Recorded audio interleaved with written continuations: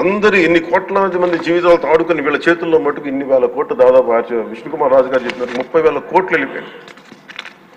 18,000 కోట్లు ముందస్తుగా తెలుస్తుంది కానీ ఇంకా లోతుగా చూస్తే అది చాలా పెద్ద ఇది స్కామ్, ఇది దోపిడీ. వీటిని కనుక మనం వదిలేస్తే తప్పు చేసిన వాళ్ళని గత ప్రభుత్వం సంబంధించిన ఇది ఇట్స్ నాట్ అబౌట్ వెండట పగా ప్రతీకారం కాదు, కానీ వీళ్ళని స్వేచ్ఛగా కనుక వదిలేస్తే వాళ్ళ అదృష్టవశాత్తు ఈరోజు వాళ్ళకి లేరు.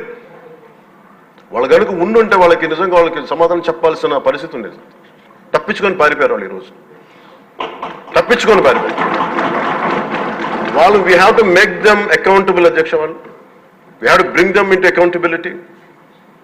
They have to be penalised. వాళ్ళు దయచేసి గౌరవ ముఖ్యమంత్రి గారికి నేను మీ తరపు నుంచి ఆయనకి తెలియజేసుకున్నాను అధ్యక్ష, దయచేసి వీరిని please we have to penalise them sir. వాళ్ళకి సరైన శిక్ష పడాలి సార్. వీళ్ళకి తప్పించుకోవడానికి కుదరదు సార్.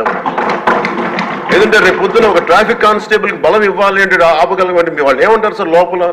నేను చిన్నపాటి కానిస్టేబుల్ని అయితే నాకేమనిపిస్తే మీరు పెద్దోళ్ళు అయితే వదిలేస్తారు, మమ్మల్ని అయితే పట్టుకుంటారంటారు సార్.